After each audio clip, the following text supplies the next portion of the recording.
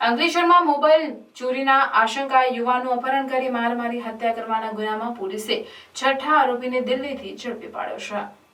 ગત તારીખ 22 ઓગસ્ટ 2024ના રોજ ઉમરપાડા રોડ ઉપર માહ્યવંશી સ્મશાન પાસે રેલવે ટ્રેક નજીકથી મહારાષ્ટ્રના પંકજ સુપડુ ભારંભીની હત્યા કરાયેલ મૃતદેહ પોલીસને મળી આવ્યો હતો।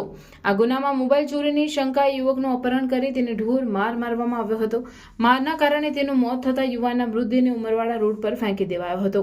આ ગુનામાં પોલીસે અગાઉ મોહિત વિરેન્દ્ર દોહરે, સુકેન્દ્ર શ્યામસિંહ જાટવ, લાલરામ દોહરે અને ઉદલસિંહ દોહરેને ઝડપી પાડ્યા હતા, જ્યારે રામ ભરોસે નાગર ફરાર હતો। આ ફરાર આરોપી દિલ્હીના બુરાડી વિસ્તારમાં હોવાની માહિતી અંકલેશ્વર પોલીસને મળતા એક ટીમ દિલ્હી મોકલવામાં આવી હતી, જ્યાં ટીમે આરોપીને ઝડપી પાડ્યો હતો અને તેને અંકલેશ્વર લવાયો છે। આરોપીની વધુ પૂછપરછ પીઆઈ ચાવડાએ હાથ ધરી છે।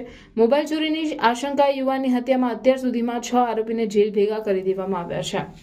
શાળા અને બનેવી રેલવે સ્ટેશન પર હાજર હતા ત્યારે મોબાઈલ ફોનની ચોરી થઈ હતી અને તેમને આ યુવાન પર શંકા હોવાથી રિક્ષામાં અપહરણ કરીને લઈ ગયા હતા।